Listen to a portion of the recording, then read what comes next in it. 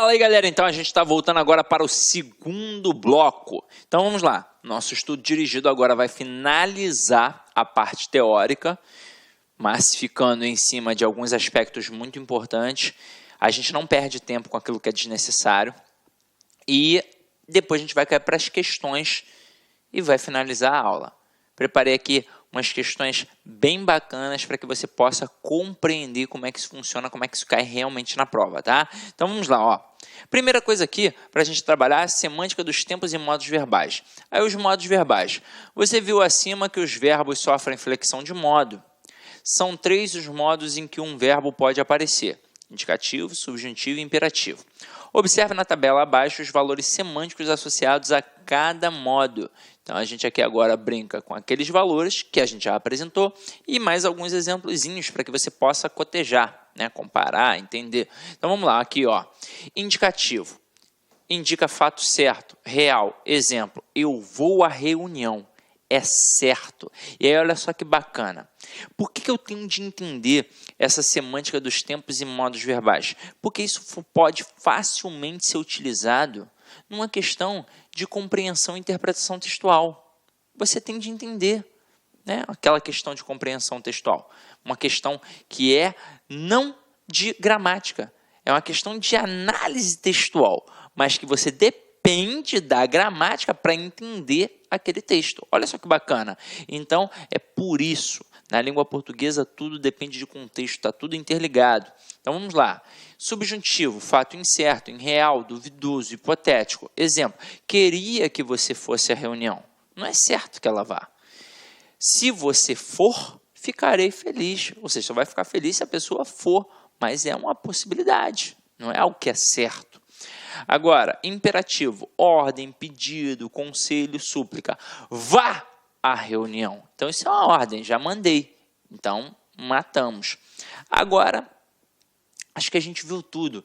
A gente viu os principais conceitos. Só nos resta cair para dentro das questões. Então, vamos lá, vamos observar a primeira questão aí, meu companheiro. E anjos desciam até a superfície da terra.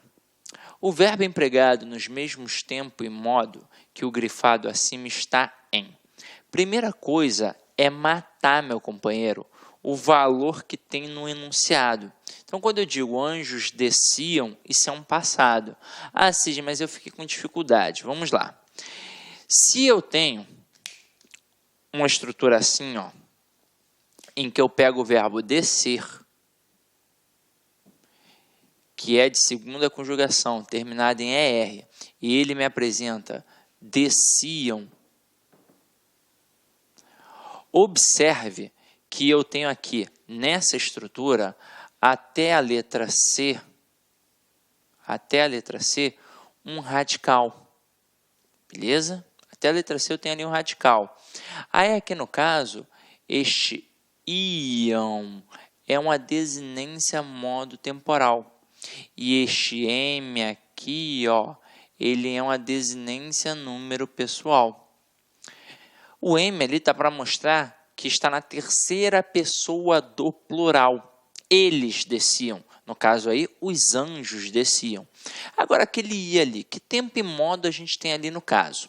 E aí, ó, eu fiz isso na aula de vozes verbais e vou fazer aqui de novo, até mesmo porque aqui é que tem mais necessidade. Quando a gente pega esse pretérito, no caso, é o imperfeito do indicativo, ele é muito importante. Então, eu tenho que dominar isso daqui, eu tenho que gravar isso daqui. Isso eu tenho que gravar realmente. Eu tenho primeira conjugação, verbo terminado em AR, segunda conjugação, verbo terminado em ER, terceira conjugação, verbo terminado em IR, e aí eu tenho uma quarta situação para os verbos por, ter e vir, e aí eu tenho a quinta situação para o verbo ser. Por que eu crio uma quarta situação, por exemplo? Vamos lá, por que o por, o verbo terminado em OR e todos os seus derivados não estão ali na segunda conjugação? Porque ele é um verbo irregular. Tanto é que eu preciso estudar verbos irregulares. São 4 verbos que eu devo dominar sempre. Verbos por, ter, vir e o ver, sabia? Esses 4 verbinhos irregulares, eles precisam ser estudados, porque caem muito em provas. Agora aqui a gente está matando com quem? Com por, ter e vir, que são atrelados à estrutura do pretérito do imperfeito do indicativo. É claro que o ver vai cair aqui na mesma pegada da segunda conjugação. Agora, eles são irregulares, e por isso eu coloquei numa forma à parte. E aí, quem é o mais irregular de todos? É o verbo ser. Detalhe, eu não estou pegando apenas estes verbos na estrutura primitiva. São estes verbos mais os seus derivados, como entreter, como provir, como propor, como compor e por aí vai. Então, é o seguinte. Verbos terminados em AR, para mostrar esse passado contínuo, que é pertinente ao pretérito imperfeito indicativo, vai mostrar a desinência vá. Falar, falava, jogar, jogava, brincar, brincava e por aí vai. Verbos terminados em AR, ó, vai ser a desinência ia. Então, ó, descer, descia. Correr, corria e por aí vai. Ver, via e por aí vai. Verbos terminados em AR, como eu sempre digo, imitam o de segunda. Então, vai ser mais uma vez a desinência ia, ó. Sorrir, sorria, partir, partia e por aí vai. Sempre dando esta noção de continuidade. Agora aqui, ó, por, ter e vir. Desinência NHA. Vir, vinha, ter, tinha, por, punha. E o verbo ser, desinência modo temporal, era. Então, se eu tenho ali, desciam, e eu quero o mesmo tempo e o modo, eu já sei que é pretérito imperfeito, o tempo, e o modo é o quê? Indicativo, porque se é de segunda conjugação e apresenta o ia, é pretérito imperfeito indicativo. O que eu vou fazer dentre as opções abaixo? Vou procurar verbos que apresentem estas estruturas, vá, ia, NHA e era. É isso que eu vou fazer. Então, vamos cair para dentro aí, mais uma vez, da primeira questão. Já defini que desciam é pretérito imperfeito indicativo. Vou procurar agora outro que seja pretérito imperfeito indicativo. Letra A. Que simplesmente desistimos. Desistimos é um passado completamente realizado. Então, pretérito perfeito. Letra B. Cresci. No auge da boataria. Cresci é algo que já aconteceu completamente realizado também. Então, pretérito perfeito. Letra C. Que não se vê em discos voadores. Veem é presente. Então, ainda não é nossa resposta. Letra D. As religiões não deixavam sequer. E aí se liga só. Olha a maldade. Aqui eu tenho um vá. E a gente vai olhar para a letra E. Na letra E, o cara bota assim, ó, seria coisa dos russos ou de outro planeta. Reparem que aparece o ia, igual aparece aqui, ó. E aí isso pode confundir o aluno. Só que, gente, aqui eu estou falando do verbo ser. Verbo ser, para marcar um pretérito imperfeito indicativo, deveria ter a desinência modo temporal era. Quando eu coloco seria, eu estou utilizando um futuro do pretérito. Então, não tem como ser a nossa resposta. Agora aqui, ó, deixavam, eu estou trabalhando com o verbo deixar, que é primeira conjugação. Quando eu tenho um verbo de primeira conjugação e aparece a desinência modo temporal vá, eu mostro que é um pretérito imperfeito indicativo. Sem contar que aqui, ó, é ainda pretérito perfeito indicativo e ainda é terceira pessoa do plural. Deixavam e desciam. Mas ele nem entrou nessa seara, né? Só trabalhou tempos e modos. Então, aqui, primeira questão, gabarito letra D de dado. Então, vamos lá. Vamos para a segunda questão. Na segunda questão, o camarada bota assim, ó. O aparelho de TV era um móvel exclusivo da sala de estar. A frase cujo verbo está flexionado nos mesmos tempo e modo que o grefado na frase acima é. Galera, já matamos. Apareceu o era, é pertinente ao verbo ser, então está mostrando que é um pretérito imperfeito do indicativo. É isso que eu vou fazer aqui agora. A gente já viu o quadrinho, então vou procurar vá, ia, NHA e ERA. Então, vamos lá. Letra A. Os adultos, adultos que passaram a maior parte de sua infância e adolescência. Passaram, então é passado. E é um passado completamente realizado. Então, pretérito perfeito. Não é a nossa resposta. Letra B. Com que aumentasse a exposição aos meios eletrônicos. Aumentasse, olha só essa terminação aqui, ó, SSE. Isso marca um subjuntivo, então já não posso pensar em indicativo, então já elimino. Letra C, que não roubavam. Opa, roubavam vem do verbo roubar. Verbos de primeira conjugação que apresentam a desinência modo temporal vá mostram que é um pretérito imperfeito indicativo. Então, gabarito da questão 2, letra C. A título de curiosidade, letra D, a TV ganhou. Então, é passado completamente realizado, pretérito perfeito. E letra E, o leitor com 50 anos talvez resgate na memória uma época. Então, ali a gente tem um presente do subjuntivo, né? Não é a nossa resposta. Então, opa, peraí. Gabarito da questão, realmente, letra C. Vamos para a questão 3, meus companheiros. Vamos lá, ó.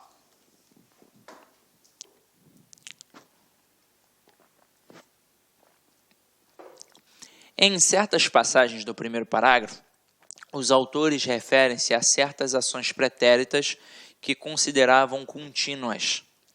A forma verbal demonstra essa atitude, é. Vamos lá, galera. Mais uma vez, se eu tenho ações pretéritas que são consideradas contínuas, eu estou trabalhando um pretérito imperfeito do indicativo. Então, eu vou procurar vá, NHA, ia e era. Então, vamos lá. Criaram, é um passado completamente realizado, então pretérito perfeito. Alcançou, passado completamente realizado, pretérito perfeito. Continua, presente. Anunciavam, opa, vem de anunciar, tem o vá, então um pretérito perfeito do indicativo. Indica um passado contínuo. As Casas Bahia anunciavam sempre diversas promoções. Então, um passado que indica um hábito rotineiro, ou seja, uma ação contínua. Então, gabarito da questão 3, letra D de dado. E V, triunfar, V é presente, né, galera? Então, a gente vai adiante agora. Questão 4. Opa, questão 4 é mais embrasada aí, ó. Vamos lá, ó. É apressado asseverar que essa expansão do segmento possa gerar maior concorrência no setor.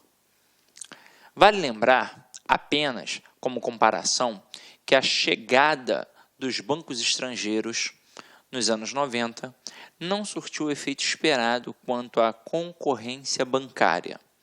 O emprego do subjuntivo em possa justifica-se por tratar de uma afirmação hipotética. Perfeito. Não é uma certeza, é uma hipótese. O segmento possa gerar, não é que pode gerar, ele possa gerar. Então, a hipótese, questão 4, perfeita, gabarito C, correto. Beleza? Essa questão era só para julgar. Vamos para a questão 5. Questão 5 aí a gente tem uma questão também para julgar. Então, vamos lá, ó. Há algo que une técnicos e humanistas. Ambos se creem marcados por um fator distintivo, inerente a seus cérebros, o dom da inteligência, que os apartaria do trabalhador manual ou mecânico. Gramsci percebe nessa crença um ranço ideológico da divisão do trabalho. A forma verbal apartaria está flexionada no futuro do pretérito porque denota uma ação que compõe uma hipótese, uma suposição. E aí você pensa, ué, não é subjuntivo, como é que vai ter hipótese? É, meu companheiro. Só que é o seguinte, quando eu tenho o futuro do pretérito, como é o caso aqui, a gente também tem a possibilidade de ter uma estrutura que denota uma hipótese, uma possibilidade, algo que ainda é incerto. Até mesmo porque o dom da inteligência que os apartaria do trabalhador, ou seja, apartaria. A gente não diz certamente que ele vai apartar. Apartaria. Não apartou. Então não é algo que é certo. É algo que é uma possibilidade, uma hipótese. Então a questão 5 também está o quê? Correta. Pode botar aí. Agora olha a questão 6. Questão 6 está assim, Foi por participar de um ato público em 1980 que o Chico Mendes passou a ser fichado e perseguido pelos militares. O verbo participar está empregado no período como termo substantivo. Vamos lá, galera. O negócio é o seguinte, tem que tomar cuidado, porque a gente tem as formas nominais de um verbo, que são particípio, gerúndio e infinitivo. E por que elas correspondem a formas nominais? Porque o gerúndio corresponde a um advérbio, o particípio corresponde a um adjetivo e o infinitivo corresponde a um substantivo. Então você olha aqui, uma estrutura que está no infinitivo, e aí o camarada diz que funciona como um substantivo, você pensa, opa, faz todo sentido. É uma forma nominal do verbo, corresponde a um substantivo. Só que é o seguinte, uma coisa é eu pegar um verbo e outra coisa é eu pegar um substantivo. Se eu tivesse colocado assim, o participar, aí sim, eu teria um termo substantivo. Mas aqui eu não tenho um termo substantivo, eu tenho um termo que é verbo. Então, a alternativa da questão 6 só pode ser o quê? Errada. Não é um substantivo, é um verbo. Ah, mas não é um verbo que está na estrutura infinitiva? Mas não deixa de ser um verbo, caramba. Então, aqui eu vou dizer que no período está funcionando como substantivo? Não, não está. Por exemplo, eu boto assim, o jantar está na mesa. Se eu olhasse para a forma isolada, jantar, a gente automaticamente pensaria em quê? Em verbo. Assim como a gente olhou para ali para participar e pensou num verbo em sua estrutura infinitiva. Só que é o seguinte, o que aconteceu aqui? Antes da palavra jantar, apareceu um artigo. Normalmente, como é que a gente aprende a identificar um verbo na língua portuguesa? É aquele camarada que eu posso conjugar. Participar. Eu participo, tu participas, ele participa, nós participamos, vai participar e eles participam. Então, caramba, é um verbo. Agora aqui, jantar. Eu janto, tu jantas, ele janta, nós jantamos, vós jantais, eles jantam. Então, caramba, é um verbo. Só que aqui em questão apareceu o que antes? Apareceu um artigo. E o artigo, ele é capaz de substantivar qualquer outra classe gramatical. Então, aqui sim, a palavra jantar, que tem uma estrutura infinitiva, né, está funcionando como substantivo. Aqui sim é um substantivo. E na língua portuguesa isso tem um nome. É um processo de derivação imprópria ou conversão. Por quê? Porque, na verdade, aqui eu converti a classe gramatical. O artigo tem essa propriedade. Ele é capaz de modificar, de substantivar qualquer outra classe gramatical, inclusive ele próprio. Se eu falar assim, o A é a primeira letra do alfabeto, o A aí está funcionando como substantivo. Então, muito cuidado. Então, aqui em cima, teve alguma estrutura que possibilitasse a substantivação do elemento? Nenhuma. Então, realmente não é um substantivo. Aqui é um verbo, então, questão 6 está errada. Vamos para a questão 7 agora. Questão 7 está assim. O Brasil não dispunha de uma lei que regulamentasse claramente os direitos e deveres das empresas. Em o Brasil não dispunha, o verbo dispor está no presente. Aí você pensa, Faz sentido, né, Siri? Não, não faz sentido. Vamos lá. Lembra que eu disse a vocês, quando eu tenho um verbo que é terminado em OR, como é o verbo por, ou de seus derivados, e aparece a desinência NHA, eu tenho um pretérito imperfeito do indicativo. Então, por, punha, dispor, dispunha. Então, aqui não pode ser presente, aqui é um pretérito imperfeito do indicativo, ou seja, é um tempo verbal no passado que indica um hábito contínuo. Então, a questão 7 ela está errada. Vamos para a questão 8.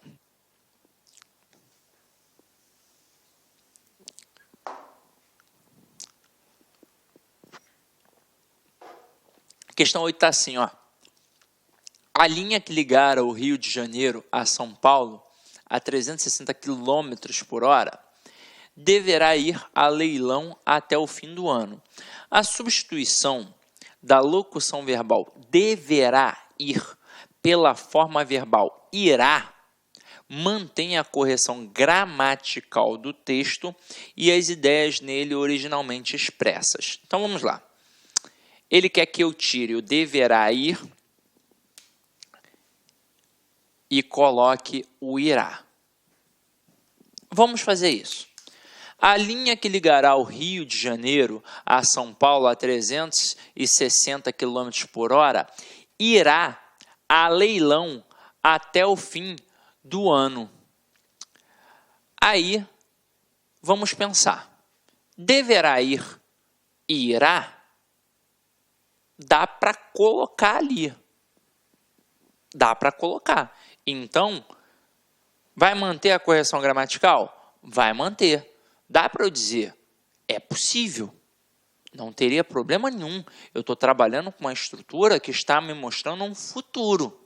Tem um futuro, ok? Tem um futuro. E é um futuro que marca um presente. É um futuro do presente. Beleza. Agora, existe a diferença entre a locução e o verbo sozinho. Quando eu coloco o verbo sozinho, eu denoto uma certeza. Então, ali, ó, a linha que ligará o Rio de Janeiro a São Paulo a 360 km por hora irá a leilão, ou seja, é certo. Agora, quando eu coloco deverá ir a leilão, não é uma certeza, é uma possibilidade. Ah, mas é quase certo. É quase certo, mas não é certo. Agora, quando eu coloco irá, aí eu mostro que é algo certo. Então, eu mantenho a correção gramatical, mas eu não mantenho as ideias originalmente expressas. Isso foi alterado. Eu estou trocando uma dúvida, que é o deverá ir, por uma certeza, que é o irá. Tranquilo? Então, a questão 8, ela teve um errinho aqui nas ideias. Elas não são mantidas. Então, questão 8, ela está errada. Tranquilo? E aí, gente, como é de hábito, de vez em quando eu até esqueço, né? Mas como é de hábito, uma mensagenzinha aí para vocês. Quando penso que cheguei, né? Quando penso que cheguei ao meu limite, descubro que tenho forças para ir além. E isso é uma verdade, galera. Só não tem jeito para a morte. Qualquer coisa nessa vida tem jeito. Ah, tá difícil. Pô, o Brasil tá em crise, não sei o quê. Brigo com a minha mulher o tempo todo. Gente, vou dizer um negócio. Tem solução para tudo. E todo mundo é colocado à prova. Eu sou colocado à prova o tempo todo. Vocês são colocados à prova o tempo todo. E tem hora que parece uma cruz muito mais pesada do que aquela que a gente pode carregar. Aí a gente fica o tempo todo, né, se fazendo de coitadinho. Caraca, por que isso só acontece comigo? Tem algum motivo. E pegue de forma positiva.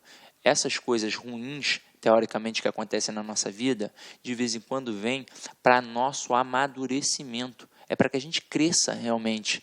Para que a gente entenda o real valor das coisas. Então, se eu estou passando por um sofrimento agora, é porque no futuro eu vou enxergar e vou falar, aquilo dali foi um aprendizado. Aquilo dali fez eu crescer. Se eu não tivesse passado por aquilo dali, eu não seria uma pessoa melhor. É isso. Então eu posso ser sim, sempre uma pessoa melhor. É claro, sempre haverá pedras no meu caminho, mas eu vou fazer o quê? Eu vou passar por elas, de alguma forma. Ou eu vou chutar, ou eu vou contornar, mas eu vou vencer os obstáculos. Eu vou vencer as pedras que colocarem no meu caminho. Então, sempre, por mais difícil que seja, sempre dá para ir além. É só questão de querer. Se você quer, você pode. Essa é a verdade. Então, meu companheiro, avalie a aula aí, por favor, porque sempre é feita com muito carinho, com muito cuidado. É claro, nem sempre a gente está num bom dia, nem sempre a gente consegue atingir a todos, até mesmo porque é uma videoaula. Às vezes você tem uma dúvida que nunca consegue tirar, e é impossível tirar aqui na hora, nesse exato momento, mas por isso a gente tem aí diversas possibilidades de conseguir responder nas mídias sociais. Nem sempre eu consigo responder. Eu vou explicar por quê. Porque são muitas mídias e são muitos alunos. É algo que passa no Brasil inteiro.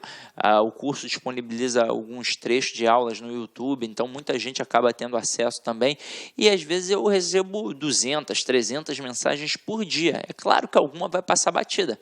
E se passar batida, caramba, como é que eu vou? Ih, esqueci de responder aquela. É impossível. Então eu acabo perdendo alguma pergunta. Então insista. Eu não respondo por maldade, não, ou porque é um desleixo. É um aluno, não vou responder. Não, muito pelo contrário. Eu faço questão de responder. Agora, é claro, só vou responder quando eu realmente conseguir visualizar. E às vezes eu até cliquei ali naquela hora, mas me chamaram para alguma coisa, acabei perdendo. Então, continue insistindo, que se você tem alguma dúvida, eu vou responder, ok? Então, é isso aí. Ide em paz e que o Senhor sempre vos acompanhe. Clique lá